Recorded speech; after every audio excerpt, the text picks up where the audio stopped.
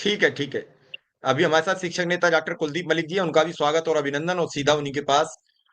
मलिक साहब, शिक्षा मित्र अनुदेशक बड़ा उम्मीद में था कि उसका प्रस्ताव बन गया, सरकार पास कर देगी और उसके बाद सबके खाते में आएंगे अच्छे पैसे, सब खुश हो जाएंगे, सब नियमित हो जाएंगे। तो ये सरकार का लॉलीपॉप माना जाए या फिर चुनाव से पहले की एक मीठी डोज? नहीं नहीं, देखिए मिश्रा जी, इसमें तो अब कोई दो राय नहीं कि भाई ये तो इसे आप सरकार का लॉलीपॉप भी मान सको और इसे मीठी डोज भी मान सको। और मैं आपको एक बताऊं, देश और प्रदेश में भारतीय जनता पार्टी की सरकार है, डबल इंजन की सरकार है, और ये सरकार तो हर वर्ग को अपने झांसे में फंसाने की कोशिश करे। और मैं तो पहले भी ये अलग अलग डिबेट में मैं इस बात को कहा कि जितने भी हमारे शिक्षा क्षेत्र से जुड़े हुए भाई है, यहाँ भले ही आप शिक्षा मित्रों की बात करो, आप अनुदेशकों की बात करो, या तो उच्च शिक्षा में पढ़ाने वाले उन ट्यूटर की बात करो, कहीं ना कहीं सरकार इनको एक लॉलीपॉप दिखाना चाह रही थी। और अब आप अगर सरकार से बात करेंगे तो सरकार वाले एक ही बात कहेंगे कि अब तो आचार संहिता लग गई, अब तो कुछ हो नहीं सकता। लेकिन लेकिन पिछले 10 साल से केंद्र में भारतीय जनता पार्टी की सरकार है, अब यूपी के अंदर दोबारा से फिर भारतीय जनता पार्टी की सरकार आ गई। ये कहीं ना कहीं शिक्षा क्षेत्र में काम करने वाले हर लोगों को आप समझने की जरूरत है कि क्या हम इसी तरीके से जो है सरकार के जाल में फंसते रहेंगे।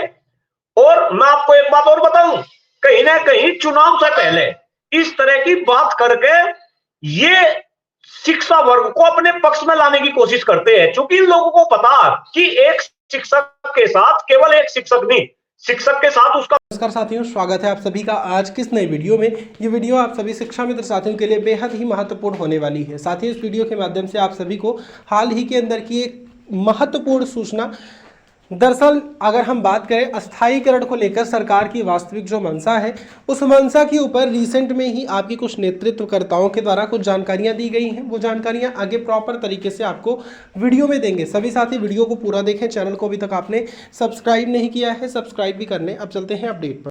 परिवार जुड़ रहा और शिक्षक के साथ जो उसका सबसे बड़ा हथियार है वो उसके छात्र है। और शिक्षक के पास एक छात्र नहीं, सैकड़ों छात्र, हजारों की संख्या में छात्र जुड़ते हैं।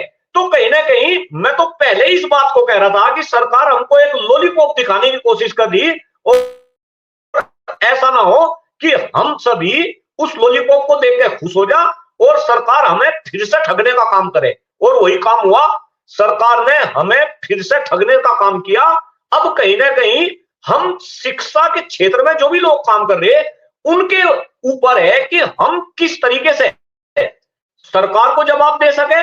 सरकार जो जनप्रतिनिधि बनाने के लिए खास तौर से, अब चूंकि चुनाव आगे, भाई चुनाव तो 1 महीने बाद चुनाव हो जाएंगे, हम शिक्षा क्षेत्र में काम करने वाले लोग बातें तो बड़ी बड़ी करते हैं, हम भारतीय जनता पार्टी की सरकार का विरोध भी करते हैं, लेकिन जब सरकार चुनने की बात आती है या अपने जनप्रतिनिधि चुनने की बात आती है तो फिर हम कहीं ना कहीं भारतीय जनता पार्टी के पक्ष में ही जाकर खड़े हो जाते हैं।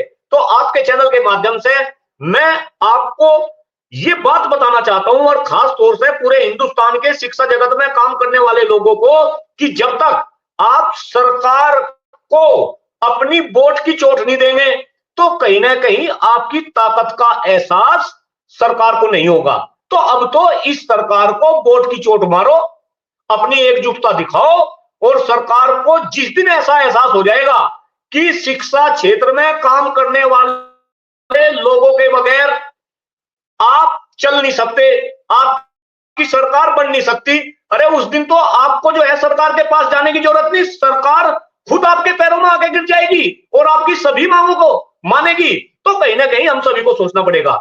रही मिश्रा जी, मैं एक बात बता दूं, शिक्षा क्षेत्र में काम करने वाले जितने भी शिक्षक हैं वे भी इस बात को ध्यानपूर्वक सुने। अभी भी 2 दिन पहले मुजफ्फरनगर के अंदर, शायद आपको भी पता होगा, कितनी बड़ी घटना घटी। एक शिक्षक साथी जो बनारस से मुजफ्फरनगर आए थे मूल्यांकन की कॉपियों को लेकर, उन्हीं के सुरक्षा कर्मियों ने उनके ऊपर जो है धनाधन एक गोली नहीं 10 गोली चलाई और उनको ऑन द स्पॉट जो है उनको खत्म कर दिया। लेकिन 2 दिन हो गए पूरे मुजफ्फरनगर और आसपास के क्षेत्रों में शिक्षक आंदोलनरत है, लेकिन अब तक जितनी मांगे थी वे मांगे सरकार ने स्वीकारी नहीं।